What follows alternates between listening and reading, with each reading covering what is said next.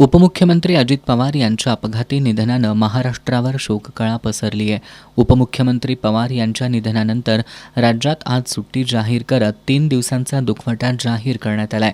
मुख्यमंत्री देवेंद्र फडणवीस यांनी अजित पवार यांच्या निधनाबद्दल शोक व्यक्त करताना आपण एक दमदार आणि दिलदार मित्र गमावल्याची भावना व्यक्त केली आहे।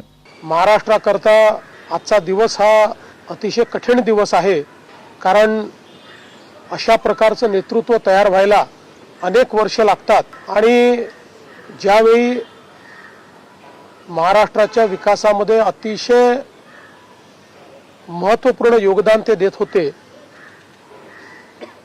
अशा काळामध्ये त्यांचं निघून जाणं हे अविश्वसनीय आहे, मनाला चटका लावणारा आहे। माझ्याकरता तर वैयक्तिक एक दमदार आणि दिलदार अशा प्रकारचा मित्र या ठिकाणी सोडून गेलेला आहे। महाराष्ट्रामध्ये आज शासकीय सुट्टी आम्ही घोषित केलेली आहे आणि त्यासोबत 3 दिवसाचा दुखवटा देखील जाहीर करण्यात आलेला आहे। पुढच्या सगळ्या बाबींची कल्पना ही आपल्याला लवकरच देण्यात येईल। अजितदादांचं जाणं मनाला चटका लावणारं असल्याचंही मुख्यमंत्र्यांनी सांगितलं।